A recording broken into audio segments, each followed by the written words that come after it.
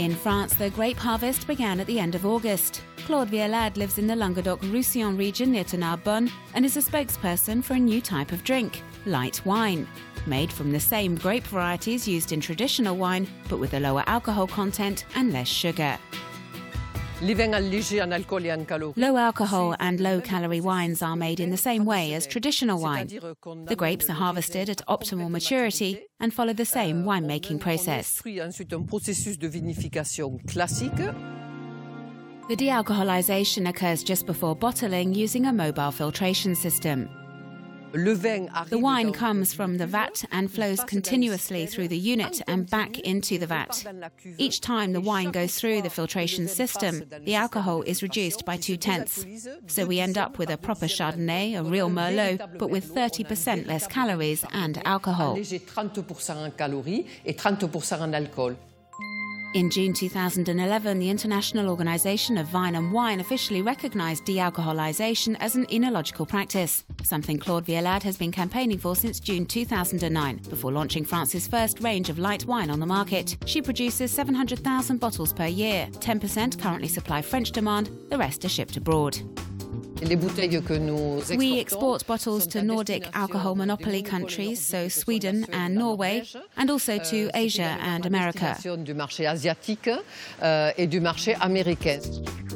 France is the world's largest wine producer, but is lagging behind in the light wine business.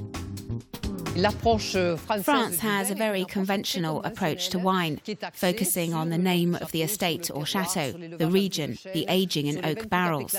That said, over the past 2 years we have developed the commercialization and worked on expanding the market in France. So we now supply health spas, for example, and health food shops, and small delicatessen-type stores. Tony Braxias has developed a range of light wine called fast wine, and he's also targeting a new audience. 80% of supermarket wine is bought by women, so nowadays most wine is chosen by women.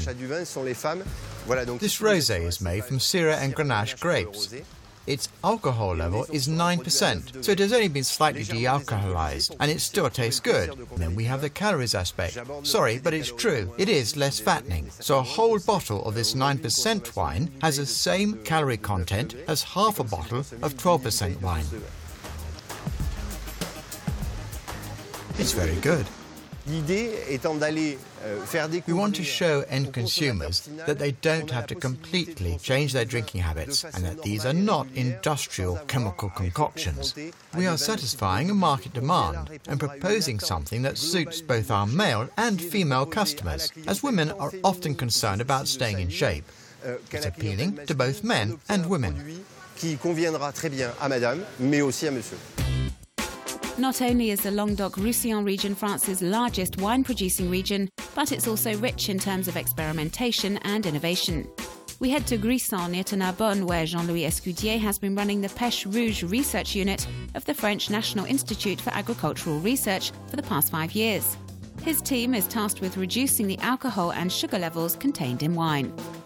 The aim is to reposition wine in the eyes of the consumer, go back to the alcohol levels one was used to 20 to 30 years ago. We believe it's possible to make high-quality wine with lower alcohol contents than we are seeing nowadays. So produce wines in the region of 10 to 12% as opposed to 12, 14 or 15.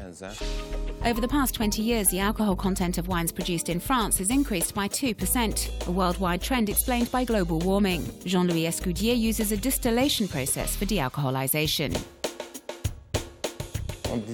We dealcoholize at 30 degrees Celsius. We reduce the alcohol content by 2 to 3%. Through evaporation. We make an interesting discovery. A wine lover cannot tell the difference. Contrary to common belief, the alcohol content in a wine is not an indication of its quality. Jean-Louis Escudier is working on new grape varieties to make wine with an alcohol content of 10% without dealcoholization. They should be on the vines within the next 5 to 10 years.